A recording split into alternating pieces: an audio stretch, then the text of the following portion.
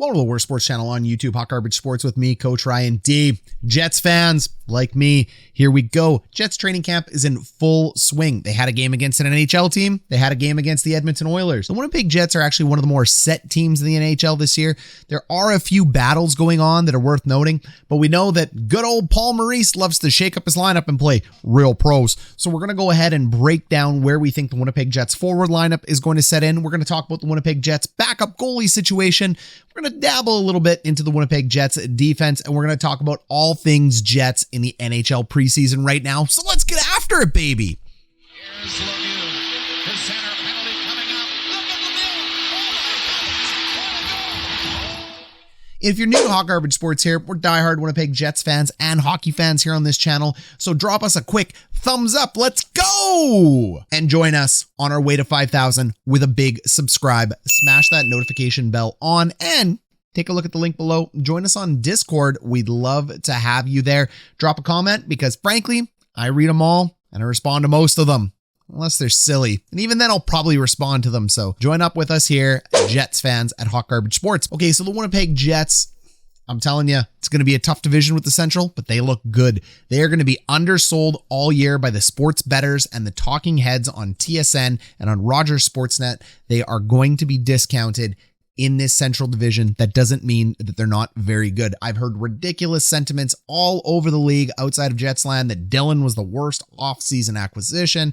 The Jets are a mid-pack team, maybe just outside the playoffs. Bah! We heard all this crap back in 2018 when they ended up making the Stanley Cup Conference Finals. And when you're playing with a guy named Connor Charles Hellebuyck in net, you're always going to be an elite team.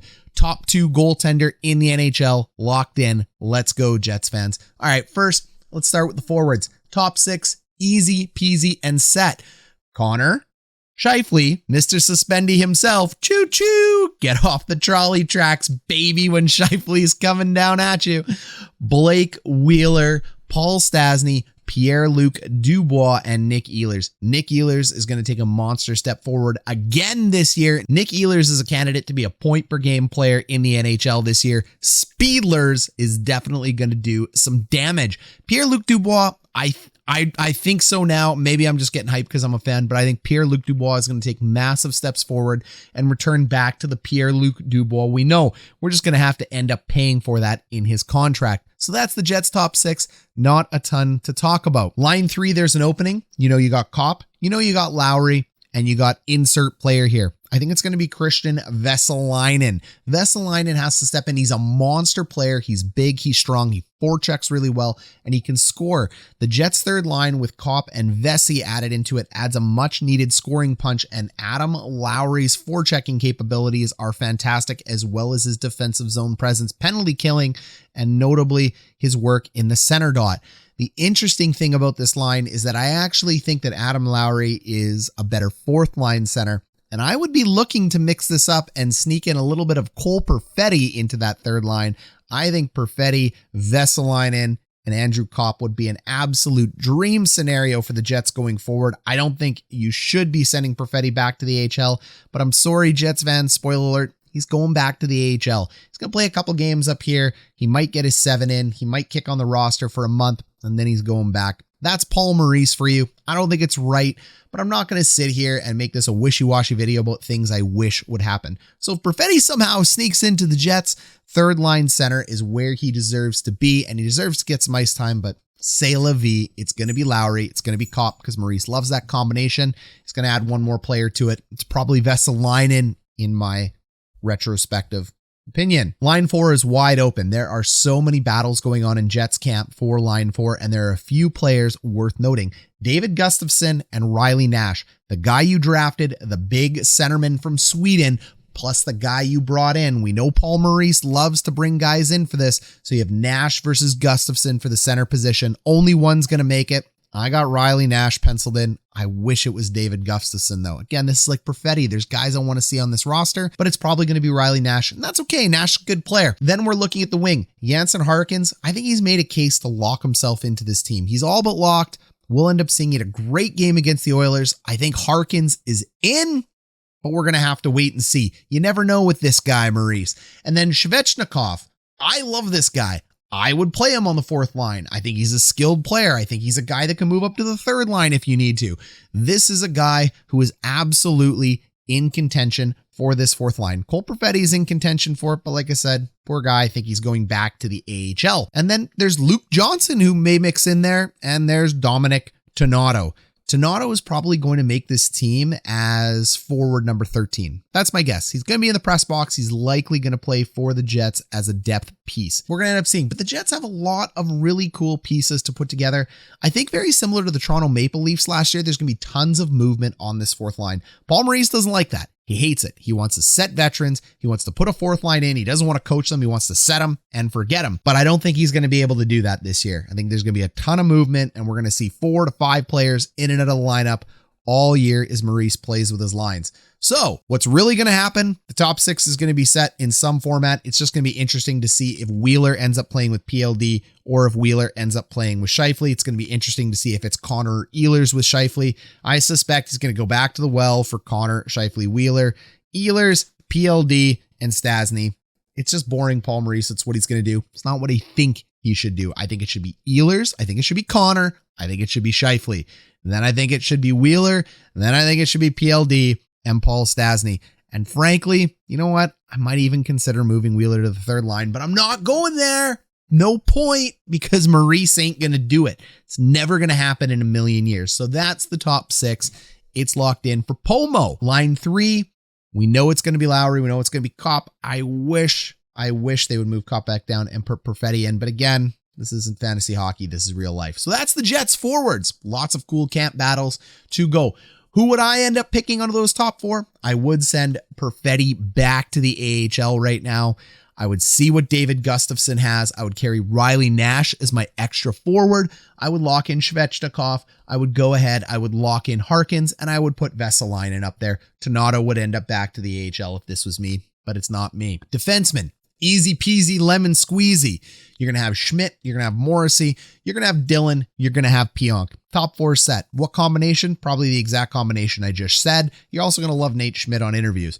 Then your number 3 is going to be Logan Stanley and Dylan Demelo. Done deal. Beaulieu is going to be carried as your 7th defenseman. I think that's pretty simple, but Beaulieu is going to piss us off as he ends up getting in there because Stanley's going to make some bonehead plays this year like he always does, but he's awesome. And Beaulieu is going to end up getting a couple games there in the top 6. Ville Heinola is going back to the AHL. I know it sucks, but where else would you put him? I don't think Ville Heinola is the right guy to put into the top 6 right now that we went and traded for those guys. Heinola added on 15 pounds of muscle, which is great, but he's made some really poor decisions in the preseason right now. He's going to have to learn to play with that extra weight. People think, oh yeah, he added muscle, no problem. Sometimes that doesn't work out. Remember when Ovechkin bulked up, probably steroids, but whatever.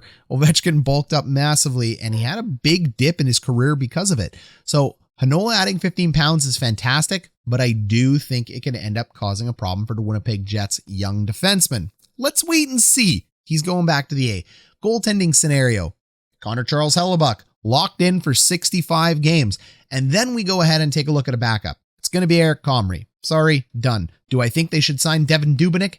Absolutely. You should sign Devan Dubynk for league minimum because that's all you have left. Send Comrie back to the AHL with Berdin. It's not going to happen. I would love to see more of Berdin. My dream scenario is Hellebuyck and Berdin. It's never going to happen. It's not what Paul Maurice does. Eric Comrie has put in his time with the organization. He's been sent back and forth to waivers a bajillion times on like 3 or 4 NHL teams back. He's still with the Jets. He's well loved by the Jets organization as a whole because of his philanthropic? I don't know. He's a good guy at the end of the day. So the Jets are going to give him his crack. Here's the problem with Comrie, though. He's too small. He's listed at 6 feet. He's probably 5'10". I've walked past him on the street. He is the same size as me. My dating profile may say 6 feet, but I'm actually 5'10". By the way, I don't have a dating profile. I have a fantastic girlfriend, except she cheers for the Leafs, but she's still awesome and pretty darn good looking too. That is going to be the Winnipeg Jets goaltender situation. It's going to be Comrie. They're going to give him the chance. But the fact that he's 5'10" is a problem simply because the angles that he can play means he has to come out of the net way too far. It's way too easy to make a few passes or stick moves around a guy that has to come out of the net to challenge that far. And when he is in the net in his proper depth, he has too much room above his shoulders. So Comrie is not going to make this work. But you know what? It's not a huge problem for the Jets. He's only penciled in for 15 games at best anyway. We'll see if he can end up sneaking the Jets through on there. Please give Berdin a better look. We'll end up seeing what Winnipeg does. I think, after 4 or 5 Comrie starts, they're going to either be looking at a free agent or they're going to be looking at Berdin. Something's going to happen. I don't think it's going to be Comrie that sticks. But unfortunately, because he's a good dude, he ends up sliding in there. All right, so that's the Winnipeg Jets breakdown this year. I think the Jets could absolutely be a top team in the Central Division. Sure, Colorado's there, but they lost Grubauer. They have one of the best defensive cores in the NHL, but the Jets ain't nothing to snub at, and the Jets are a tough team. Yes, the top 6 for Colorado is super good. So is their third line, but the Jets, they can beat them. I'm not going to say they are, but they can beat them. So I got the Jets. I got the Avs. It pains me to say, but I likely have the Wild. The Blues are going to be pesky. I think the Hawks are going to be pesky. You never know what's going to happen. The Dallas Stars, they're still the Dallas Stars with Tyler Seguin returning. This is going to be a war of a division. But I have the Jets as top 2. I got to. I just have to. There's a lot of good teams. I'm penciling the Jets in as number 2 now. Maybe they flip to number 3. It doesn't really matter with the playoff format, does it? All right, Jets fans, we will catch you in our next video. And stay tuned because we're going to talk about the Oilers. We're going to talk about the Canucks. We're going to talk about the Flames. And that goes ahead and finishes all 6 Canadian teams for us. That's right. All 6. We didn't miss one.